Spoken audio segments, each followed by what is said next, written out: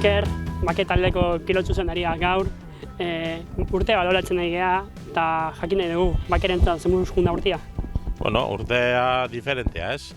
Igezko urte hona izen da, urtean año de transición edo, ganezak izan dara, ez da. Lasterketa bi irabazit ditugu, da, bueno, posik, egindako taldeak egindako lanarekin. Transizio urtea, baina etorkizunako txapeldunak ez zitzeko urtea, ez da, baitare ez? Hori, lehenengo urteko jentea ezitzeko, bian urteko jentea ezitzeko, da, bueno, hori ditugu lagun urteko batzuk irekesteko gazteri, eta, bueno, ia horri balio badugu, ez? Materia prima desente hona kauzu, Alestiaz, Lartitegi, Hierro, etorkizunean gauza handiak iteko dira.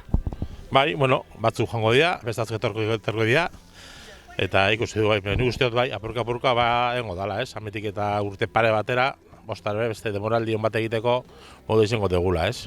Bai, pertsonalki nik usteet aurra pauso bat eman dutela, karra batzutan nahiko ondo ibili naiz, eta, bueno, taldeare oso ondo ibila, nik usteet. Azkenen bi garaipen lortu ditugu, eta beti karratan maila ona izan da. Beti 30 pertsona edo zerenen pelotoien, beti nahiko bakegeren hor aurren, eta bueno, ondo.